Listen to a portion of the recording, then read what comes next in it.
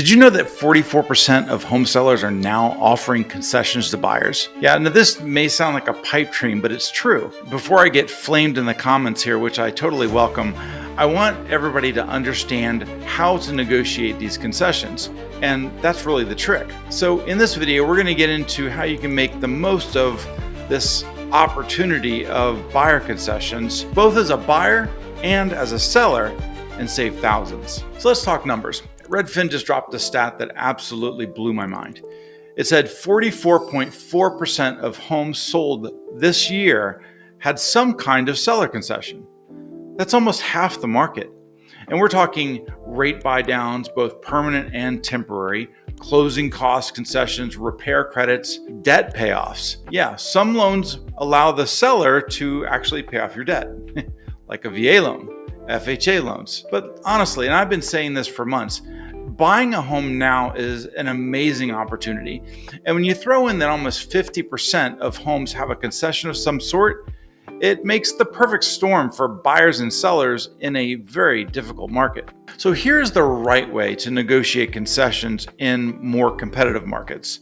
I do a lot of business in Northern Virginia and in other very competitive markets around the country.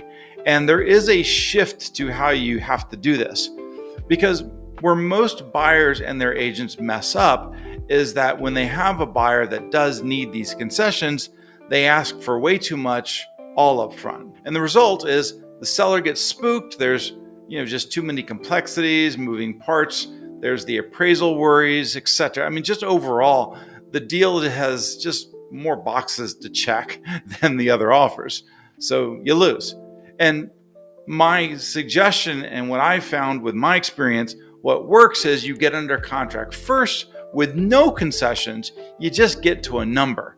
Then once you're in control, you can then add back in the seller concessions with an increase to the sales price, netting the same exact amount to the seller.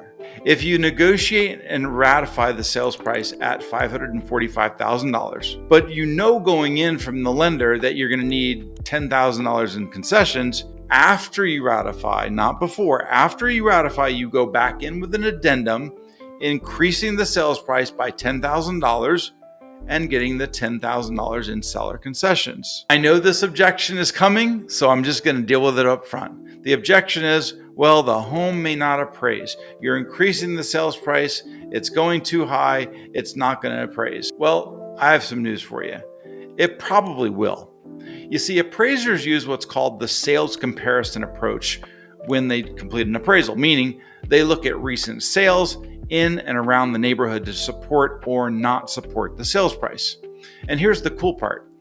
All appraisers know this, and I was an appraiser, so this is something that is ingrained in an appraiser. The best comparable sale is the subject property. You see, the contract sales price with normal concessions, normal being 3% or less, is the best determinant of value. Let me say that again.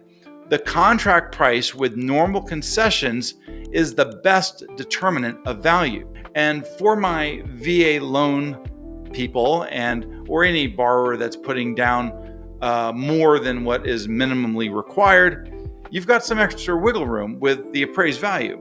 With VA, you can normally finance up to 100% of the value of the house, depending upon your eligibility. So you have this built-in appraisal gap contingency between how much money you're putting down and 100%. Make sense? And with a conventional loan, this is pretty standard, like minimum down payment for a first-time home buyer is 3%.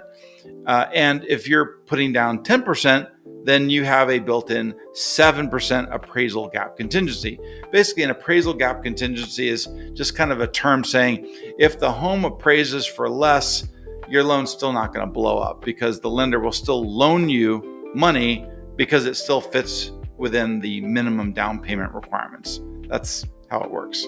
If you're using this strategy and you're planning to go back after ratification to, increasing the sales price and the concessions, it's going to be super important not to change the seller's net. And here are some things you can do.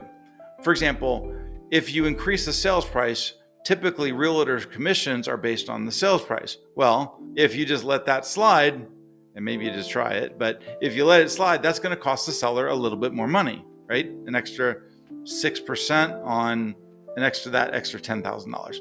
So what's typically done is that the realtor commissions should be calculated at the lower previously agreed upon sales price.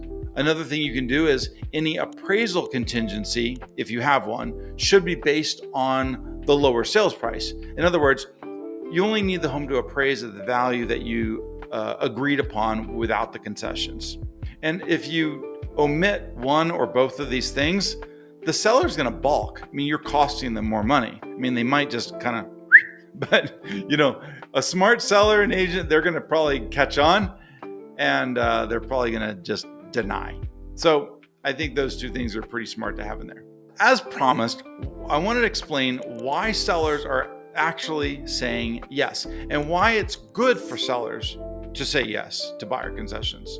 Most sellers are not trying to lower their price.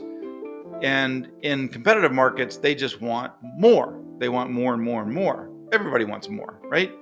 And when buyers are tossing in an extra $8,000, $10,000, $15,000, $20,000 into the sales price to get credits, the seller still walks away with their number, right? They'll take this deal all day. Why? Well, it's psychological. I mean, you sold your house for more. You sold it for more than your neighbor that just sold. I mean, nobody asks, but you paid seller concessions. Nobody says that. They just said, I sold my house for $555,000. What'd you sell yours for? Yeah, well, I sold mine for more. But it is psychological, and that does play into the psyche of a seller. Hey, realtors also love selling a house for more. It makes them look good. Less of a percentage off the list price, or in competitive offer situations, they love it when they get more for what they listed it for. It helps them as they go to the next listing appointment. Anyway, additionally, for buyers, it also helps you more when you go to sell. Imagine if you bought a house for $545,000 versus $555,000, and then you go to sell it in a year. Obviously, it makes more sense to have bought it for the higher number because buyers always look at what the previous transaction was. So the higher, the better. Let me address the elephant in the room, which is how to avoid contract fallout. Now, we're doing a lot of Mickey Mouse here, right? With increasing the sales price and adding in seller concessions. So it's important to avoid this contract fallout by having a concise backup plan in place, especially if you think you're a little tight on value and cash. Some of these backup plans would include other ways to get at cash.